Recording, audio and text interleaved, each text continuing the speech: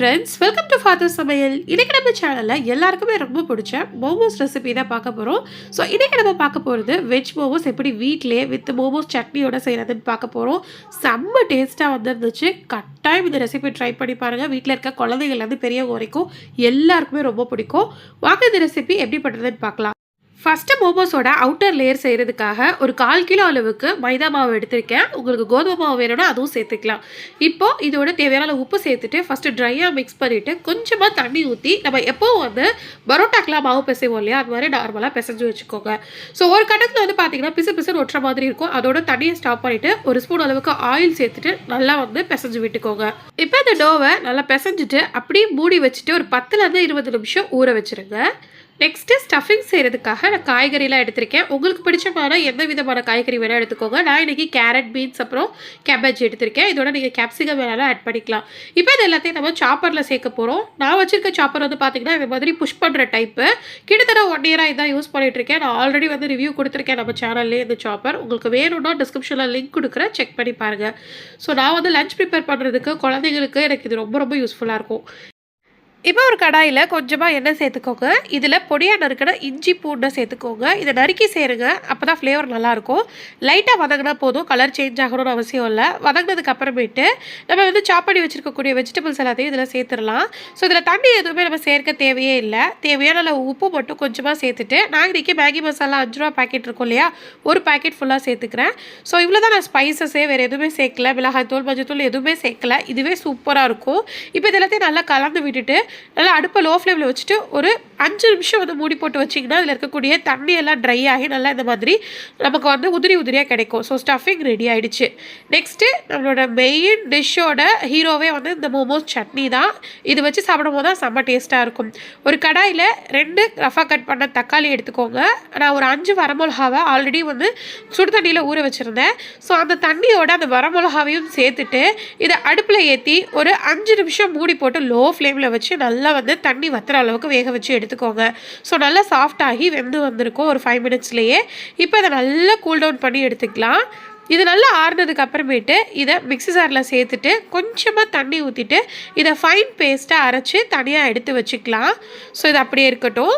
Next இந்த sauce செய்கிறதுக்காக first கடாயில் கொஞ்சமாக ஒரு 2 ஸ்பூன் அளவுக்கு எண்ணெய் சேர்த்துக்கோங்க. எண்ணெய் காஞ்சதோ இதுலேயும் பொடியாக நறுக்கின பூண்டு, இஞ்சி சேர்த்துக்கலாம். இதோட ஃப்ளேவர் செம்மையாக இருக்கும். ஸோ இது நல்லா வந்து லைட்டாக வதங்கினா போதும், ரொம்ப கோல்டன் ப்ரௌன் ஆகணும்னு அவசியம் இல்லை. இது லைட்டாக ஃப்ளேவர் இறங்கினதுக்கு அப்புறமேட்டு அரை பெரிய வெங்காயத்தை நல்லா பொடியாக சாப் பண்ணி வச்சுட்டு அதையும் இதில் சேர்த்துக்கலாம். ஜஸ்ட்டு கண்ணாடி பதம் வர்ற அளவுக்கு வதக்கினா போதும். வதக்கிட்டு நம்ம ஆல்ரெடி அரைச்சி வச்சுருக்கோம் இல்லையா ஃபைன் பேஸ்ட்டாக, அந்த தக்காளி வரமிளகா பேஸ்ட்டு இதில் சேர்த்துக்கலாம். சேர்த்துட்டு கொஞ்சமாக தண்ணி ஊற்றி அலசி அதையும் இதில் சேர்த்துக்கலாம். சேர்த்து நல்லா கலந்து விட்டுக்கோங்க. இப்போ இதோட தேவையான உப்பு பார்த்து சேர்த்துக்கோங்க. நம்ம சாசஸ்லாம் சேர்க்குறனால உப்பு ரொம்ப கவனமாக சேர்க்கணும். அடுத்து இதோட ஒரு 1/2 ஸ்பூன் அளவுக்கு ப்ரௌன் சுகர், அதாவது நாட்டு சக்கரை சேர்த்துருக்கேன். 1 ஸ்பூன் அளவுக்கு நம்ம சோயா சாஸ் சேர்த்துருக்கலாம். 2 ஸ்பூன் அளவுக்கு டொமேட்டோ கெச்சப் சேர்த்துக்கலாம். இது கிட்டத்தட்ட செஷ்வான் சாஸ் செய்கிற முடிய மெத்தட் தான். ஸோ இது எல்லாத்தையும் நல்லா கலந்துட்டு ஜஸ்ட்டு ஒரு கொதி வர அளவுக்கு வெயிட் பண்ணால் போதும். அதில் லோ ஃப்ளேம்லேயே வச்சு செய்யுங்க. லைட்டாக அது மாதிரி கொதி வர ஆரம்பிக்கும் போது ஒரு அரை மூடி அளவுக்கு மட்டும் வினிகர் சேர்த்துக்கலாம். ஸோ சேர்த்துட்டு நல்லா கலந்து விட்டுக்கோங்க. அவ்வளோதான், சூப்பரான மோமோஸ் சட்னி ரெடி ஆகிடுச்சு. இதை நம்ம செஷ்வான் சாஸாகவும் யூஸ் பண்ணிக்கலாம். அதாவது பாஸ்தா, ஸ்பெகட்டி, நூடுல்ஸ் செய்யும் போது இதை மெயின் கிரேவியாக வச்சுட்டு அதோட நம்ம வந்து அதெல்லாம் சேர்த்து செய்யும் போது செம்ம டேஸ்ட்டாக இருக்கும். ஸோ இப்போ நம்ம ஆஃப் பண்ணிவிட்டு அதை எடுத்து வச்சுக்கலாம்.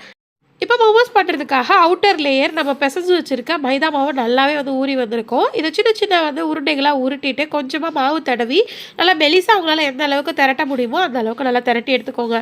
பாருங்கள், இந்த அளவுக்கு நல்லா தின் ஷீட்டாக இருக்கிற மாதிரி இருக்கணும். அப்படின்னா டக்குனு குக் ஆகிடும். இப்போது ஒரு மூடி இந்த மாதிரி ரவுண்ட் ஷேப்பில் இருந்துச்சுன்னா அழகாக இதை வச்சு எடுத்திங்கன்னா உங்களுக்கு ரவுண்ட் ஷேப் கிடைக்கும். ஸோ இதை வச்சு நம்ம ஸ்டஃபிங் மாதிரி வந்து பண்ணிக்கலாம். நிறைய இடத்துல மோமோஸ் கட்டர்னே விற்கிது. நீங்கள் ரெகுலராக செய்கிற மாதிரி இருந்தால் அது கூட வாங்கி யூஸ் பண்ணிக்கலாம். ஜஸ்ட்டு ஒரு கார்னர்லேருந்து நம்ம சாரீலாம் ட்ரேப் பண்ணுவோம் இல்லையா, அந்த மாதிரி மடித்து எடுத்தோம்னா நமக்கு அந்த மோமோ ஷேப் கிடச்சிரும்.